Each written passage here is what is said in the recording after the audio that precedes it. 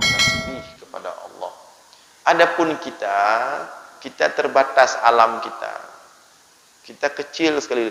Ruang hidup kita diberikan sama Allah ini kecil. Banyak hal yang kita tidak mendengar. Terbatas pendengaran kita. Banyak sekali hal yang tidak bisa kita lihat. Terbatas penglihatan kita. Padahal ciptaan Allah yang tidak bisa dilihat oleh mata kita itu jauh-jauh lebih banyak, lebih dahsyat, lebih besar atau lebih kecil. Banyak sekali, triliunan, tidak sanggup hitung jumlahnya. Yang tidak bisa dilihat oleh mata ini lebih banyak sekali. Yang mampu dilihat oleh mata ini cuma sedikit. Beberapa partikel-partikel kehidupan ciptaan Allah. Cuma sedikit yang dilihat oleh mata ini. Terbatas sekali kita manusia ini. Yang mampu didengar oleh telinga itu sangat sedikit sekali. Banyak hal-hal yang tidak bisa didengar oleh telinga kita.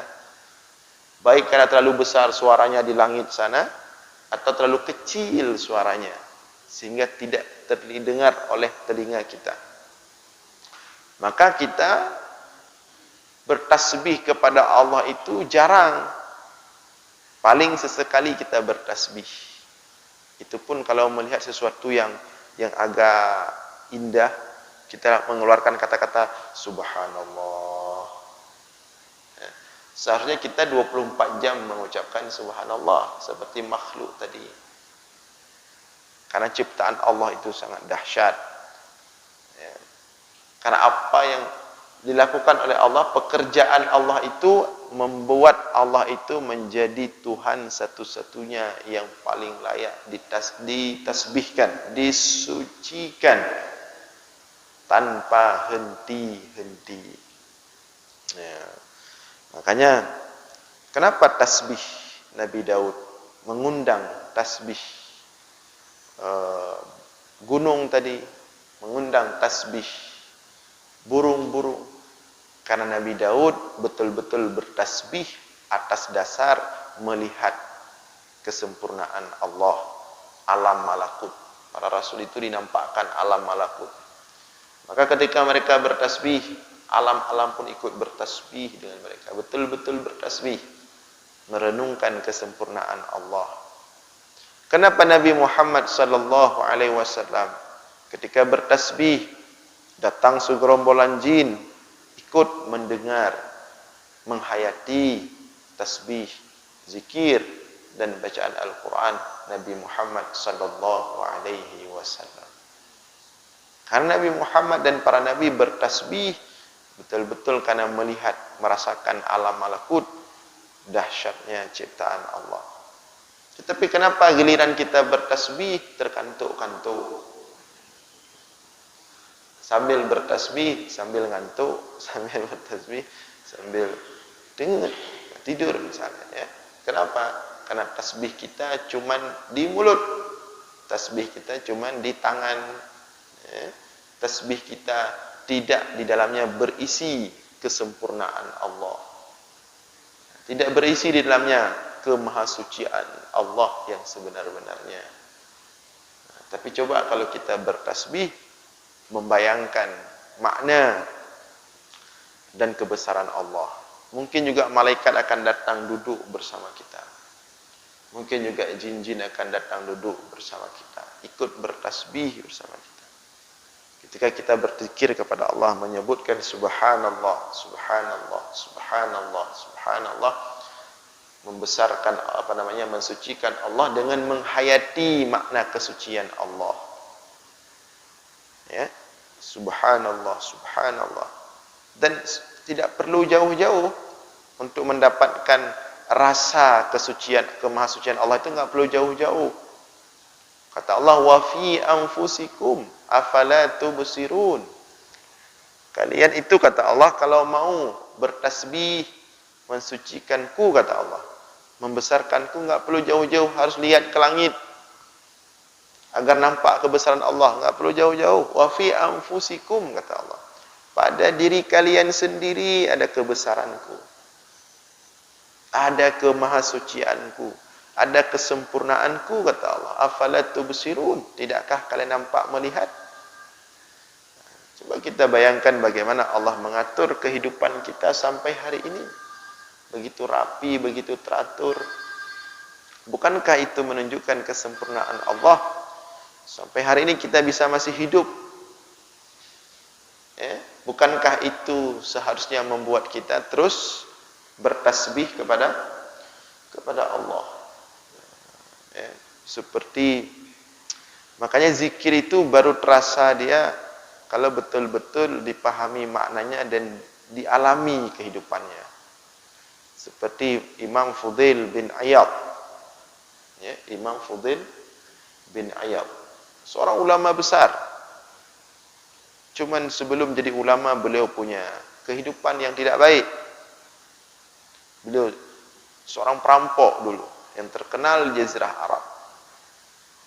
Orang-orang, kalau pedagang-pedagang itu lewat di padang pasir itu, perampok yang paling ditakuti adalah Fudail. Siang malam di padang pasir. Tapi kemudian Allah memberikan hidayah kepada beliau. Ceritanya panjang. Sampai beliau mendapatkan hidayah dan berada di jalan yang benar, bertaubat kepada Allah, kemudian menjadi ulama besar, menuntut ilmu sampai jadi ulama besar. Nah, pengalaman buruk beliau itu membuat beliau tidak bisa berzikir kecuali beristighfar. Kenapa coba? Beliau tidak bisa berzikir kecuali beristighfar. Kenapa coba? Itu pengalaman hidup. Beliau kalau sudah angkat tangan itu mengeluarkan air mata, merasa tidak layak meminta kepada Allah. Terlalu banyak dosa yang telah beliau lakukan. Lebih baik beliau minta ampun saja dulu, bereskan dosa dulu. Ketika beliau pergi haji, bersama Abdullah ibnu Mubarak, ulama juga. Saat Arafah, saat di Arafah semua orang angkat tangan berdoa, minta ini, minta itu, seharian di padang Arafah. Tapi Imam Fudail bin Iyad ini, beliau tidak meminta apa-apa. Karena memang tidak bisa meminta, bukan buat-buat, tidak bisa. Setiap beliau angkat tangan itu seperti mau jatuh, tangan itu tumpah air mata. Yang cuman bisa keluar dari mulut adalah istighfar. Ditanya sama Abdullah bin Mubarak, wahai Imam Fudail, kenapa orang-orang semua meminta hajatnya, meminta ini, meminta itu. Sedangkan engkau, kenapa tidak meminta apa-apa? Hanya terus beristighfar dan menangis seharian. Itu pengalaman. Begitulah para makhluk-makhluk ini. Kenapa mereka bertasbih? Hanya bertasbih, mensucikan Allah, subhanallah, subhanallah. Tidak ada zikir yang lain. Itu pengalaman mereka, yang artinya mereka melihat langsung kesempurnaan Allah. Membuat mulut mereka itu tidak bisa berkata-kata kecuali tasbih. Kenapa malaikat bertasbih? Karena malaikat itu enggak bisa mengeluarkan kata-kata yang lain. Apa yang mereka lihat itu membuat mereka bertasbih 24 jam, jutaan tahun sampai hari kiamat. Mereka menyaksikan langsung kesempurnaan Allah. Nah, kata Allah, wa fi anfusikum, kalian wahai manusia sebenarnya enggak perlu jauh-jauh lihat. Enggak perlu capek-capek tengah-tengah ke langit. Ini mau sucikan Allah, coba lihat kebesaran Allah di langit dulu, enggak perlu. Wa fi anfusikum afala tubsirun. Kata Allah, pada diri kalian. Pada diri kalian, kata Allah. Pada diri kita, afala tubsirun, ada kebesaran Allah, ada kesempurnaan Allah. Tidakkah kalian melihat, kata Allah.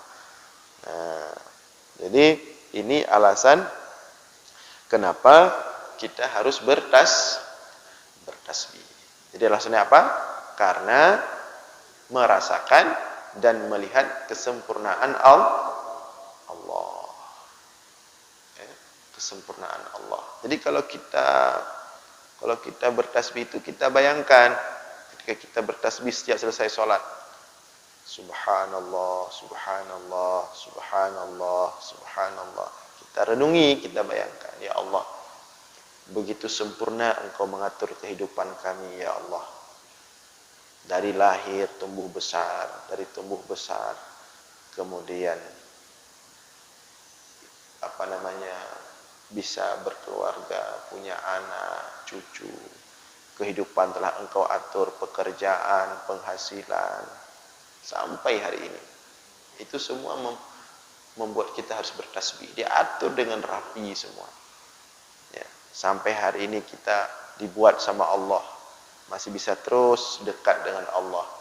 Suka beribadah, taat, ya, menikmati keimanan dan keislaman. Itu seharusnya membuat kita bertasbih. Subhanallah, subhanallah, subhanallah, subhanallah. Ketika kita, pokoknya wa fi anfusikum lah. Kata Allah, lihatlah apa yang ada pada diri kalian, kemudian membuat kita seharusnya bertasbih. Subhanallah, subhanallah. Nah, setelah kita membayangkan seluruh kesempurnaan Allah dalam mengatur hidup kita, mengatur fisik kita semua ini, mengatur keluarga kita, pekerjaan kita semua sangat rapi sekali. Subhanallah, subhanallah. Maka kemudian setelah subhanallah apa disuruh baca? Setelah subhanallah apa? Zikir selesai sholat? Alhamdulillah. Itu sudah diatur. Setelah kita merenungi bagaimana Allah indahnya mengatur kehidupan ini, mengatur sistem kehidupan rapi semua, kita memuji Allah atas kehidupan baik yang telah Allah berikan kepada kita. Alhamdulillah, alhamdulillah, alhamdulillah, alhamdulillah, alhamdulillah. Masih lengkap fisik kita, masih ramai keluarga kita, masih ada terpenuhi semua apa yang ingin kita makan, masih bisa kita beli, dan seterusnya. Alhamdulillah, alhamdulillah, alhamdulillah, alhamdulillah, alhamdulillah. Nah, setelah kita membayangkan kesempurnaan Allah dalam mengatur hidup kita, kemudian kita memuji Allah, akhirnya kita mengambil kesimpulan. Apa kesimpulannya? Zikir berikutnya apa setelah Allahu Akbar? Ternyata memang hanya Allah yang mampu melakukan semua ini. Artinya Allah yang maha besar, yang lain kecil, yang lain tidak mampu seperti Allah. Nah, itu makna Allahu Akbar. Ya. Allahu Akbar, Allahu Akbar, Allahu Akbar, Allahu Akbar, Allahu Akbar. Tidak ada yang lebih besar dari Allah. Hanya Allah yang maha besar. Selain Allah semua kecil. Nah, begitu zikir yang dapat menggugurkan dosa. Maka kata Rasulullah, tidaklah seorang muslim, seorang mukmin setiap selesai salat fardu bertasbih 33 kali, bertahmid 33 kali, bertakbir 33 kali, melainkan gugur seluruh dosa-dosanya. Maka ketika keluar masjid, ringan tubuh, tidak ada dosa lagi. Ya, ringan tubuh, jiwa tenang, hati tentram, akhlak bagus. Kalau begitu zikirnya. Tapi kalau zikirnya model cuma lewat-lewat tangan aja, ya makin berat kalau keluar masjid. Tak terasa apa-apa. Begitu keluar masjid langsung degi-degi. Pulang ke rumah langsung marah-marah. Padahal baru pulang dari masjid, baru berzikir. Kenapa? Karena zikirnya tadi cuma lewat tangan aja. Sret, sret, sret, sret, sret. Enggak ada rasa apa-apa, enggak ada bekas. Sret, sret, sret, sret. Dah selesai sret, sret, sret, sret. Salat ba'diyah berangkat. Jadi enggak ada bekas apa-apa. Ya. Jadi harus dipahami. Kenapa salat Allah katakan innas salata tanha 'anil fahsya'i wal munkar. Sesungguhnya salat itu dapat menegah daripada kekejian dan kemungkaran. Salat yang bagaimana? Ya. Salat yang bagaimana yang dapat menghasilkan itu? Salat yang khusyuk. Apa makna salat yang khusyuk? Kita harus tahu apa yang kita baca. Karena kita nggak bisa khusyuk itu, coba kita bayangkan. Kayak mana mau khusyuk kita nggak tahu apa yang kita baca? Coba. Mustahil. Mustahil. Saat saya mau khusyuk, kayak mana caranya? Cobalah Ustaz ajarkan yang simpel-simpel aja lah. Saya nggak mau yang berat-berat. Nggak bisa. Khusyuk itu adalah mengetahui apa yang dibaca. Nggak bisa khusyuk. Kita kalau nggak tahu apa yang kita baca, mau khusyuk 100, mau usaha khusyuk tetap lari dia. Karena namanya manusia itu nggak mungkin pikirannya kosong. Saya mau khusyuk, mau tes khusyuk dari takbir Allahu Akbar. Kemudian baca iftitah inna salati. Tapi kita nggak tahu apa kita baca itu. Bisa nggak khusyuk? Walaupun kita paksa nggak bisa. Yang ada capek tubuh aja. Yang ada capek tubuh, siap salat putus asa. Kesimpulannya, kayaknya saya memang nggak bisa khusyuk. Kan jadi nggak bagus. Nah, jadi khusyuk itu memang harus tahu apa yang kita baca. Dan Islam itu mengajarkan demikian.